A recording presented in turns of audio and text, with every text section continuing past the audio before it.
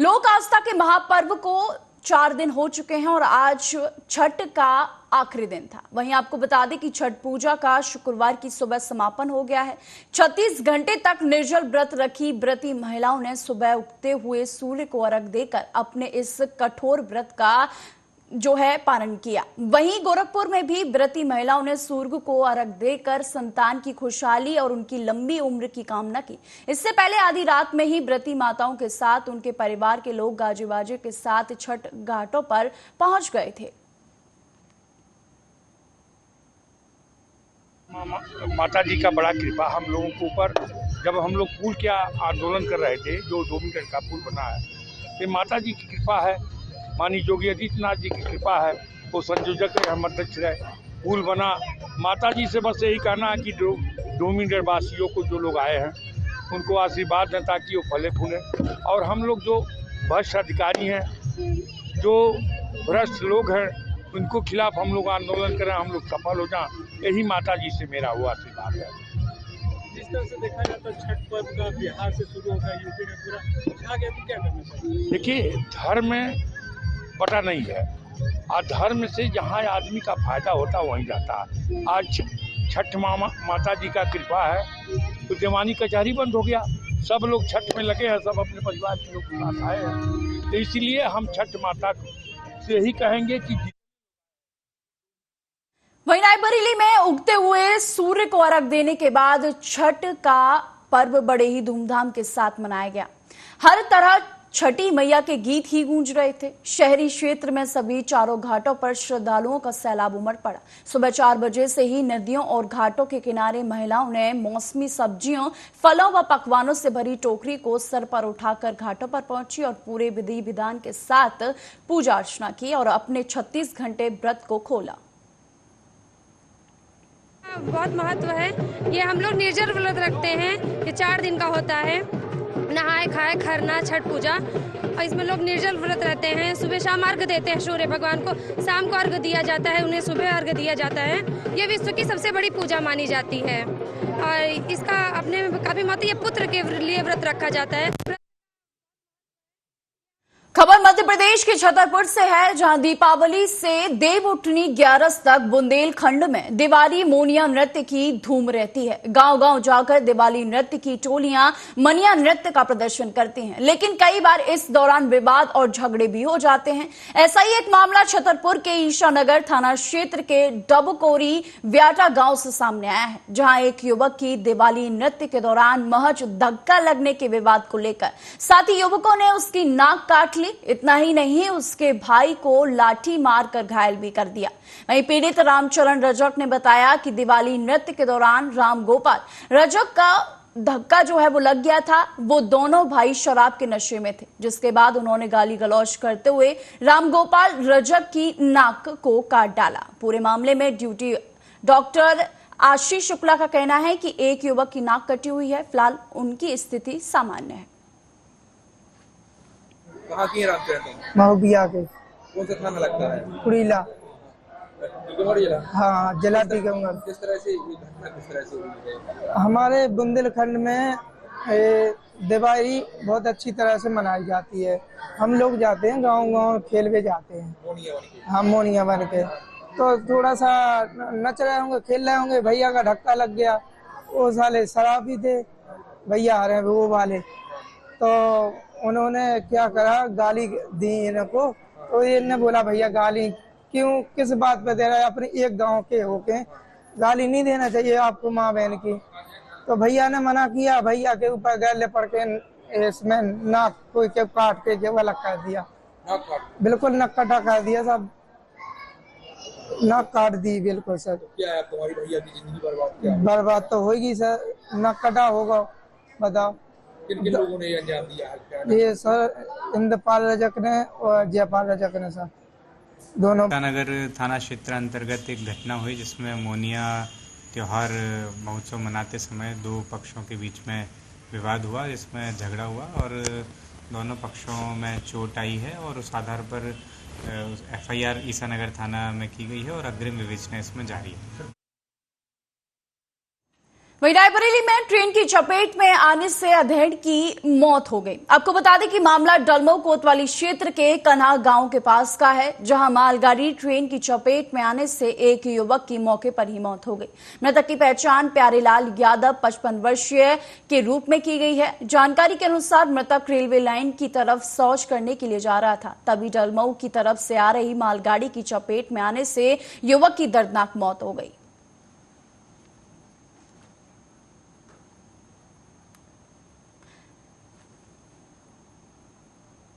वहीं छतरपुर जिले के बीते रोज 1 नवंबर को ग्राम पंचायत अकोना में महिला सरपंच के साथ अभद्रता और मारपीट करने का मामला प्रकाश में आया था।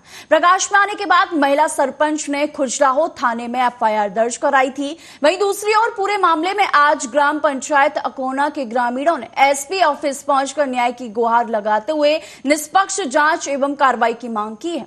वहीं आपको बता दें कि ग्रामीण सुनील अहिरवार ने बताया है कि बीते रोज 1 नवंबर को ग्राम पंचायत अकोना की महिला सरपंच के घर हम लोग नाली निर्माण और रोड निर्माण की मांग को लेकर गए थे। तभी विकास कार्यों की बातचीत के दौरान सरपंच के पुत्रों द्वारा गाली गलौज करते हुए अमित सिंह परिहार के साथ मारपीट की गई।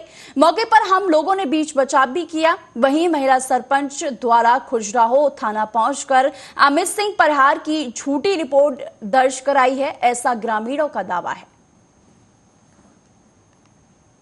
व्यवहार है, हम ग्राम पंचायत अकोना से आए हैं। क्या परेशानी है?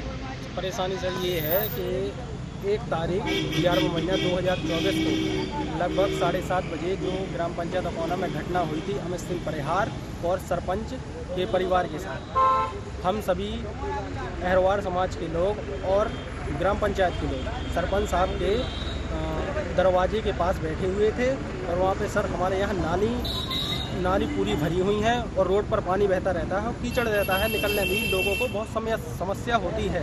तो इसी विषय में श्रद्धापूर्वक सरपंच साहब से बात कर रहे थे। इसी बीच में अमित राजा ने भी बोल दिया कि आप इसे सही करवा दो। तो इसी बीच में सोनू अहिरवार और मोनू अहिरवार सरपंच के दोनों लड़के हैं, तो ये अमित राजा को माँ बहन की गाली देने लगे। इसी बीच में उन लोगों का विवाद हो गया। ना ही अमित राजा ने उनको मारा पीटा है और ना ही उनके घर गया है, ना किसी लेडीज के साथ बदतमीजी की है। वीडियो नाम है, अकोना से आई। क्या समस्या है?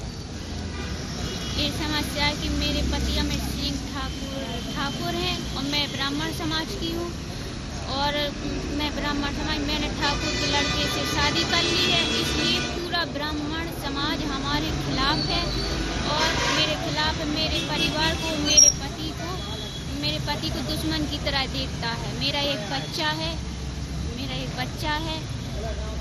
और ये समस्या है कि वहाँ पर जो झगड़ा हुआ था वहाँ पर अकोना में, हाँ झगड़ा हुआ था, तो मेरे पति के ऊपर अत्ते मारे कुत्ता भी छोड़ दिया था। रायबरेली में एक दर्दनाक हादसा हुआ, जहां खेत जोतने के दौरान युवक रोटावेटर की चपेट में आ गया। वहीं रोटावेटर में फंसने की वजह से युवक की मौके पर ही मौत हो गई।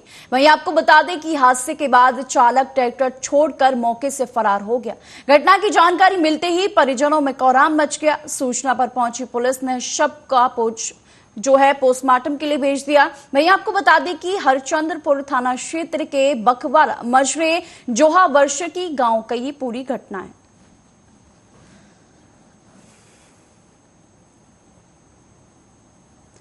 वहीं थाना सलीमनाबाद में सूचना प्राप्त हुई कि घुंगरी रोड की तलैया के पास मरघटाई में एक अज्ञात युवक अर्धनग्न उसका शव मिला था। मृतक की पहचान संदीप यादव के रूप में हुई, जो वर्तमान में जौनपुर में रहता था। उक्त मृतक की हत्या में दीपक यादव, लाल यादव, अभिषेक यादव, आनंद यादव एवं सत्येंद्र यादव शामिल थे। वहीं सत्येंद्र यादव अभी भी फरार चल रहा है। पुलिस द्वारा विवेचना के दौरान घटनास्थल पर पहुंचकर निरीक्षण किया गया एवं भौतिक साक्ष्यों का संकलन कर फॉरेंसिक टीम को बुलाया गया। साथ ही डॉक्टर, फिंगरप्रिंट एक्सपर्ट और डॉग स्क्वाड के माध्यम से घटनास्थल एवं इनके आसपास के साक्ष्य एकत्रित किए गए। साइबर टीम के माध्यम से साक्ष्य एकत्रित किए गए और अज्ञात मृतक तथा अज्ञात आरोपियों की पहचान स्थापित करने के लिए एक रणनीति भी बनाई गई। सलीमनाबाद के घुंगरी बाईपास के पास एक युवक की अर्धनग्न खून से सनी हुई बॉडी हमें प्राप्त हुई, जिसकी पहचान उस समय तक क्षण नहीं हो पाया। आगे चल के हमारे सभी पुलिस अधिकारी जब उन्होंने विवेचना इसकी करी है और इसके संबंध में वैज्ञानिक साक्ष्य जुटाए गए हैं, इसके पश्चात यह ज्ञात हुआ है कि मृतक युवक जौनपुर उत्तर प्रदेश का रहने वाला है। इसका नाम संदीप यादव है और इसके उपरांत हम लोगों ने घटना की सभी कड़ियों को जोड़ना शुरू किया। तो हमें यह ज्ञात हुआ कि मृतक और इस घटना को कारित करने वाले 5 आरोपी, उनमें से 4 वो भी जौनपुर उत्तर प्रदेश के रहने वाले हैं और एक आरोपी अभिषेक यादव को गुगरी में हमारे थाना सिलनाबाद क्षेत्र में निवास करता है। सर्वप्रथम अभिषेक यादव को पुलिस ने हिरासत में लेकर के उससे सख्ती से जब पूछताछ की तो उसने घटना कारित करना, घटना में शामिल होना स्वीकार किया और साथ ही साथ अन्य आरोपियों के बारे में भी और मृतक के संबंध में भी उसने बेसिक जानकारी पुलिस को प्रोवाइड करा। इसके पश्चात हमारे एडिशनल एसपी जरिया साहब, हमारे एसडीओपी सिलनाबाद अखिलेश और थाना प्रभारी सिलनाबाद अखिलेश दाहिया और साथ ही थाना प्रभारी उमरिया पान, थाना प्रभारी बाकल और उनकी पूरी टीम, लगभग 3 से 4 टीमें हमने उत्तर प्रदेश के लिए वरिष्ठ अधिकारियों के मार्गदर्शन में।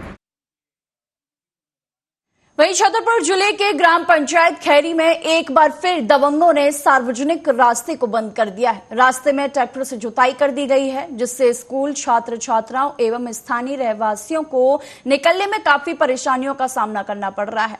वहीं गांव के ही निवासी ने एक बार फिर जो है वो सार्वजनिक रास्ते को बंद कर दिया गया है। आपको बता दें कि ग्राम पंचायत खेरी से नथुपुरवा के लिए जो रास्ता सार्वजनिक रास्ता है उसे दबंगों द्वारा बंद कर दिया गया है, जिससे ग्रामीण और छात्र छात्राएं काफी परेशान हैं। क्या समस्या है आपको? हमको समस्या रास्ता की है। कौन सी कक्षा में पढ़ते हैं आप? हमारी ये 12वीं में पढ़ते हैं। क्या समस्या आ रही है आपको? हमको स्कूल जाने में समस्या आ रही है। आप क्या चाहते हैं?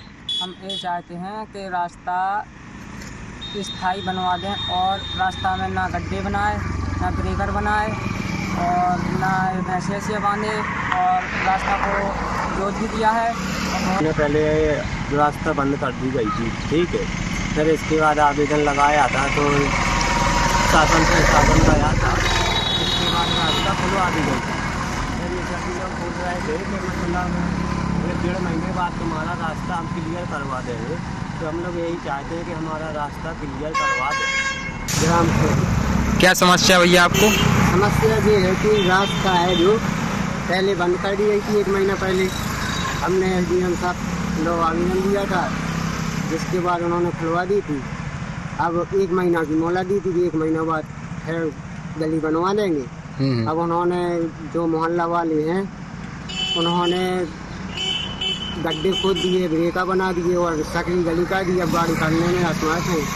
आज आप एसडीएम साहब के पास आए थे, आपने आवेदन दिया है, आप क्या चाहते हैं? हम ये चाहते हैं एसडीएम साहब से कि हमारी गली चौड़ी करवा दें और रास्ता बनवा दें और स्थायी बनवा दें।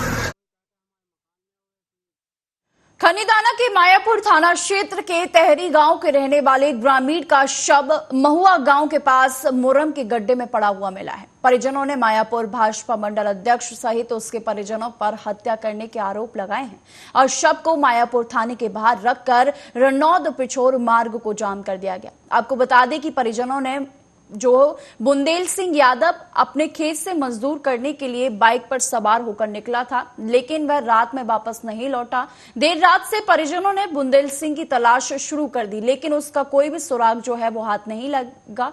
वहीं मुरम के एक गड्ढे में बुंदेल सिंह मृत अवस्था में मिला, जिसके विरोध में परिजनों ने सड़क को जाम कर दिया।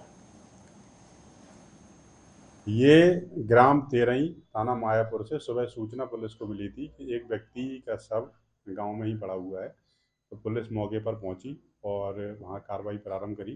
तब तक ही जो मृतक थे स्वर्गीय बुंदेल सिंह यादव, उनके परिजन डेड बॉडी को थाने लेकर आए और गांव के ही 4 लोगों पर हत्या का मामला दर्ज कराने का प्रयास कर रहे थे। तो इसी बात से उन्होंने जाम लगा दिया था और पुलिस का ये कहना था कि हम जाँच करेंगे और जाँच के बाद जो सामने आएगा उस पर कार्रवाई की जाएगी। अब जाम 4:30 बजे खोला गया, तो किस आश्वासन को लेकर जाम खोला गया है? मैंने उनको यही निष्पक्ष जांच का आश्वासन दिया है कि मार्ग जांच में जो भी चीज़ें सामने आएंगी उनके आधार पर आगे कार्रवाई की जाएगी। इसमें सर जो मृतक है, मृतक की जिन लोगों के 4 लोगों के नाम लिए हैं, उनसे कोई पुरानी रंजिश वगैरह चल रही थी? हाँ, उनका ऐसा कहना था कि उनका पूर्व से कोई विवाद भी चला आ रहा था, शायद एक दूसरे के ऊपर पहले भी प्रकरण पंजीबद्ध करा चुके हैं। अभी विस्तृत बात मैं नहीं बता सकता, क्योंकि जब मैं रिकॉर्ड निकलवा लूँगा तब मुझे सही बात का आकलन करके मैं आपको बता पाऊँगा। वहीं मध्य प्रदेश पूर्व क्षेत्र विद्युत वितरण कंपनी छतरपुर व्रत के सटई डीसी अंतर्गत बिजली सुधार का काम कर रहे एक प्राइवेट कर्मचारी की करंट लगने से विगत 25 अक्टूबर को मौके पर ही मौत हो गई थी। इस घटना में 3 अन्य लोग भी घायल हुए थे। वहीं पीड़ित के परिजनों ने आज एसपी ऑफिस पहुंचकर न्याय की गुहार लगाते हुए दोषियों पर कार्रवाई किए जाने की मांग करते हुए एक ज्ञापन सौंपा। मृतक के पिता जमुना रेकबार ने बताया है कि मेरा पुत्र सत्येंद्र रेकबार एवं अन्य लोग सटई में विद्युत लाइन बिछाने का काम ठेकेदार प्रदीप तिवारी के अंडर में कर रहे थे। वहीं काम करते समय अचानक बिजली सप्लाई चालू हो गई और मेरे पुत्र सहित काम कर रहे अन्य लोग भी करंट की चपेट में आ गए, जिससे मेरे पुत्र की मौके पर ही मौत हो गई और अन्य लोग गंभीर रूप से घायल हो गए। पीड़ित ने कहा कि हम दोषियों पर कठोर कार्रवाई की मांग करते हैं। वहीं पूरे मामले में बिजली कंपनी के अधीक्षण अभियंता कुछ भी बोलने से बचते हुए नजर आए। ब्रजगोपाल शिवरे है, मैं ग्राम पंचायत सरानी का पूर्व सरपंच हूँ। ये हमारे गांव के बहुत ही सीधे साधे और मजदूर वर्ग के लोग हैं, जिनके घर में आर्थिक स्थिति बहुत कमजोर है, जिसके कारण से ये खतरनाक तरीके वाला जो काम होता है लाइट का, इससे कोई खतरनाक काम नहीं होता है। ये मजदूरी करके पेट पालने के लिए काम करते हैं, एक नंबर में करते हैं, फीडर बंद करा के करते हैं, परमिट कटा के करते हैं। ये लोग सटई में खम्भे गाड़ने का काम उधर चल रहा था, उन लोगों ने लाइट को बंद करा करके बाकायदा उसका जो परमिट करता है, परमिट कटवा करके ये काम करने लगे। बताते इन लोगों ने बताया, गांव वालों ने बताया है कि 5 खम्भे तो इन्होंने खड़े भी कर दिए। 6वां खम्भा जब खड़ा कर रहे थे, ऐसे में अचानक लाइट आ गई और वो जो सत्येंद्र रेकवार है, जमुना रेकवार का बेटा, वो स्पॉट में वही खत्म हो गया, क्योंकि बड़ी लाइन का करंट है वो, और दो झटके लग के और दूर गिर गए, जिससे वो 2 लड़के अस्पताल में भर्ती रहे। आज उनका स्वास्थ्य तो ठीक है, लेकिन स्थिति वैसे ही है। और जो इनके जो लड़का है सत्येंद्र रेकवार, ये स्पॉट में उसने दम तोड़ दिया। जब उसको लेकर के पोस्टमार्टम के लिए अस्पताल गए, डॉक्टर ने बताया मृत घोषित कर दिया। किसकी लापरवाही मानते हैं? इसमें लापरवाही जो पर मानते हैं वो है लैंडमैन और जो फीडर चालू करता है लैंड, ये 2 लोग। हमारा जमुना रेकवार नाम है, हमें ग्राम सरानी तलवापुरवा से आए। क्या परेशानी? हमें ये परेशानी है, हमारा लड़का काम कर रहा था लाइट का, तो लाइट का परमिट था, बैजन पटेल के साथ में परमिट था, उसने दिया था। तो लाइट कटी हुई थी और हमारे लड़का और साथी थे, 6 लड़के और थे, तो वे काम कर रहे थे, परमिट था। इसको पता नहीं है कि अचानक इन लोग ने कहाँ से लाइट जोड़ दी, तो हमारा लड़का वहीं स्पॉट पे खत्म हो गया। इसकी कोई जानकारी की पता नहीं कि किसने लाइट जोड़ी, वो बैजन पटेल को पता होगा और वहीं मौके पे खत्म हो गया। तो इसमें थाने से कोई कार्रवाई नहीं हुई। कहाँ आए वो क्या चाहते? हमारे एसपी ऑफिस आए आवेदन देने के लिए कि इसकी कार्रवाई हो, तो जिसको जो इसमें गुनाहगार होगा उस पर मानो कड़ी से कड़ी सजा हो। बिजली विभाग। खबर मध्य प्रदेश के दतिया से है, जहां मां पीतांबरा माई की नगरी दतिया के चेतन दास महाराज हनुमानगढ़ी मंदिर प्रांगण में एक महायज्ञ का आयोजन किया गया, जिसमें श्री 108 वीरेंद्र पांडे महाराज के सानिध्य में ये यज्ञ आयोजित किया गया। उन्होंने करीब 1.25 महीने कड़ी तपस्या की थी। इसके बाद यज्ञ का आयोजन हुआ, जिसमें राजस्थान और उत्तर प्रदेश के कई गुरु महाराज के शिष्य यज्ञ में शामिल हुए। वहीं चेतन दास महाराज आश्रम की गढ़ी पर श्री 108 रामानंद महाराज भी यज्ञ में शामिल हुए। विद्वान पंडितों के मुताबिक इस महायज्ञ का उद्देश्य विश्व शांति और सर्वजन हिताय सर्वजन सुखाय के मकसद को ध्यान में रखते हुए किया गया। 1008 चेतन दास महाराज हनुमानगढ़ी दतिया में यज्ञ का महाविशाल आयोजन किया गया है महाराज जी द्वारा। इसलिए यज्ञ जो यहाँ हो रहा है जग कल्याण के लिए हो रहा है। जग कल्याण की कामना से महाराज जी ने यज्ञ यहाँ उतार दिया। ये पीताम्बरा पीठ दतिया भूमि है, यहाँ शक्तिपीठ है। पूरे भारत के कोने कोने में से साधक गुरु जी के जो शिष्य हैं आए हैं, गुरुदेव के आशीर्वाद से, मैया की कृपा से, और हमारे परम पूज्य गुरुदेव श्री श्री 108 श्री विजेंद्र पांडे जी महाराज श्री के निर्देशन में और ये महायज्ञ का आयोजन आज प्रारंभ हो रहा है। फिलहाल के बुलेटिन में सिर्फ इतना ही। देश और दुनिया की तमाम खबरों के लिए देखते रहिए आर्या न्यूज।